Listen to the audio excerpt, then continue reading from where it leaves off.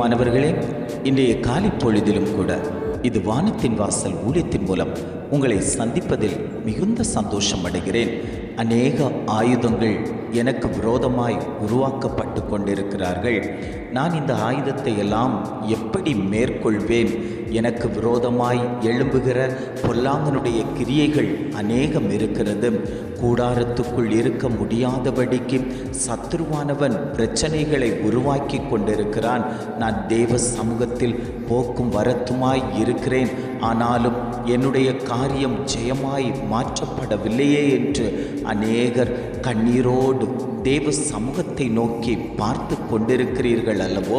உங்களை பார்த்துத்தான் ஆண்டவர் சொல்லுகிறார், உனக்கு விரோதமாய் உருவாக்கப்படக்கூடிய எந்த ஆயுதங்களும் வாய்க்காதே போகும் என்று ஆவியானவர் குடும்பங்களை பார்த்து வாக்கு கொடுத்து கொண்டிருக்கிறார். இன்றைய காலை பொழுதிலும் கூட ஆண்டவர் நமக்கு தரக்கூடிய நல்ல வார்த்தை என்னவென்றால், ஏசாயா 54 அதிகாரம் 17 வசனம் இவ்வாறாக சொல்லுகிறது, உனக்கு விரோதமாய் உருவாக்கப்படும் எந்த ஆயுதமும் வாய்க்காதே போம். வசனம் இவ்வாறாக சொல்லுகிறது, உனக்கு விரோதமாய் உருவாக்கப்படும் எந்த ஆயுதமும் வாய்க்காதே போ. மாயான உலகத்தில் வாழ்ந்து கொண்டிருக்கிறோம். எப்பொழுது எந்த சூழ்நிலையிலும் எது வேண்டுமானாலும் நடக்கக்கூடிய நிலையில் நாம் இருந்து கொண்டிருக்கிறோம். ஆனாலும் சத்ருவானவன் பல ஆயுதங்களை உருவாக்கி குடும்பங்களுக்குள் பிரச்சனைகளை உண்டு பண்ணி, பிரிவினைகளை உண்டு பண்ணி, குடும்பங்களை ரெண்டகம் பண்ணி கொண்டிருக்கக்கூடிய பொல்லாங்கனுடைய திட்டங்களும் தீர்மானங்களையும் ஆண்டவர் சொல்லுகிறார், நான் உடைத்து போடுவதற்கு சர்வ வல்லமை உள்ள தகப்பன் என்று இன்றைய காலை பொழுதில் ஒவ்வொரு குடும்பங்களையும் பார்த்து ஆண்டவர் வாக்கு கொடுத்து கொண்டிருக்கிறார். அநேக ஆயுதங்கள் எனக்கு விரோதமாய் எழும்பி நிற்கிறது. எதிரிடையாய் அநேக சத்துருக்கள் எழும்பி நிற்கிறார்கள். வீட்டுக்குள்ளாடி இருக்க முடியவில்லை. பிரச்சனை மேல் பிரச்சனை. எப்பொழுது பார்த்தாலும் கணவன் மனைவிக்கிடையே பிரச்சனை, பிள்ளைகளுக்கிடையே பிரச்சனை, உறவுகளுக்கிடையே பிரச்சனை, குடும்பத்தாரிடையே பிரச்சனை.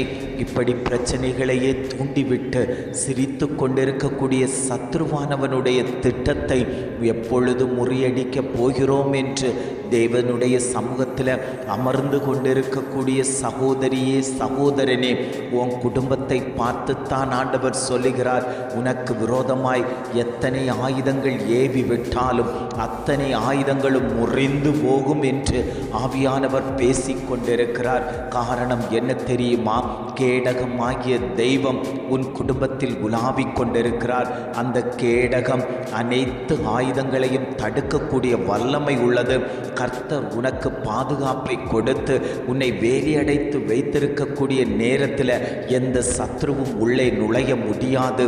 உள்ளே நுழைந்து வரக்கூடிய சத்ருக்கள் அழிக்கப்படுவார்கள். ஆவியானவர் உங்கள் குடும்பத்தை பார்த்துத்தான் சொல்லிக் கொண்டிருக்கிறார், உனக்கு விரோதமாய் உருவாக்கப்படுகிற எந்த ஆயுதங்களும் வாய்க்காதே போகும்.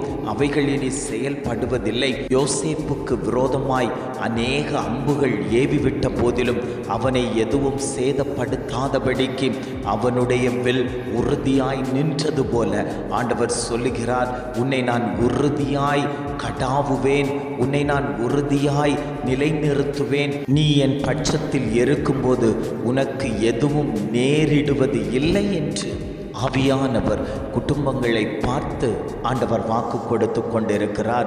தாவீதுக்கு விரோதமாய் சவுல் பலமுறை ஈட்டிகளை ஏவின போதிலும் கூட தாவீதை கொல்ல வேண்டும், அவனை இனி உயிரோடே வைக்கக்கூடாது என்று சொல்லி அவனுக்கு விரோதமாய் எத்தனையோ முறை ஈட்டிகளை எய்த போதிலும் கூட ஆண்டவர் தாவீதை தப்பிக்க வைத்தாரேயானால், அவனுக்கு ஜீவனை கொடுத்தாரேயானால் ஆண்டவர் சொல்லுகிறார், உன்னோடு கூட இருக்கிறவர்கள் உனக்கு விரோதமாய் ஈட்டி ஏவுகிறார்களா?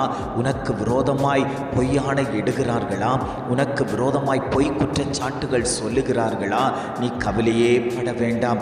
ஆண்டவர் உன்னோடு கூட இருக்கிறார். நீ ஆண்டவருடைய சமூகத்தில் இருந்தாயல்லவோ, உனக்காக நான் இறங்கி நிற்கிறேன்.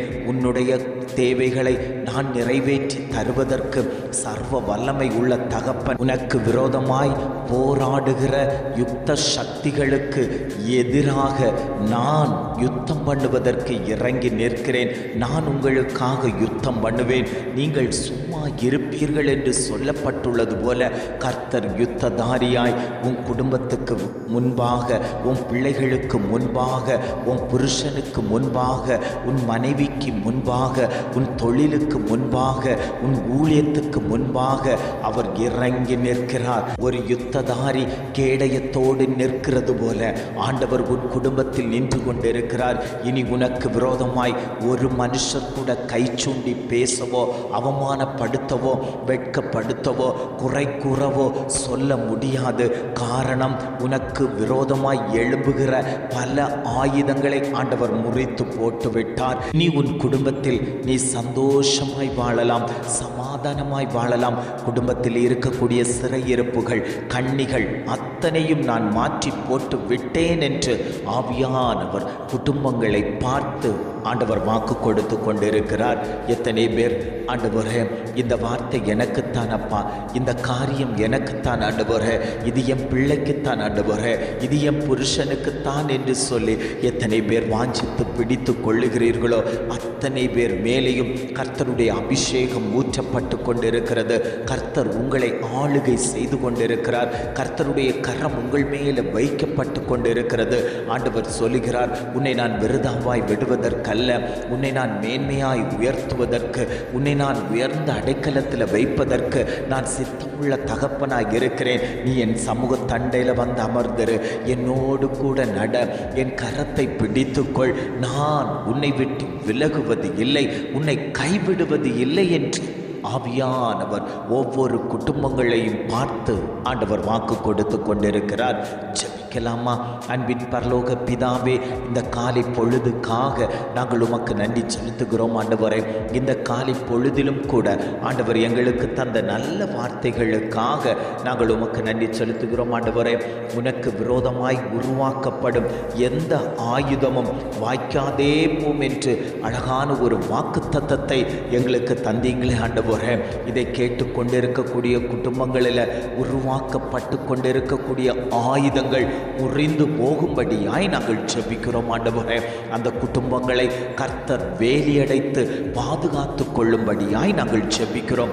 ஆவியானவருடைய மகிமை அந்த கூடாரங்களில் தங்கி தாபரிக்கும்படியாய் நாங்கள் ஜெபிக்கிறோம் ஆண்டவரே. இம்மட்டுமாய் வழி நடத்தினவர் நீரல்லவோ, இம்மட்டுமாய் அந்த குடும்பத்தாரோடு இருந்தவர் நீரல்லவோ, இனியும் அந்த குடும்பத்தாரை கர்த்தர் பலப்படுத்தும்படியாய் நாங்கள் ஜெபிக்கிறோம்.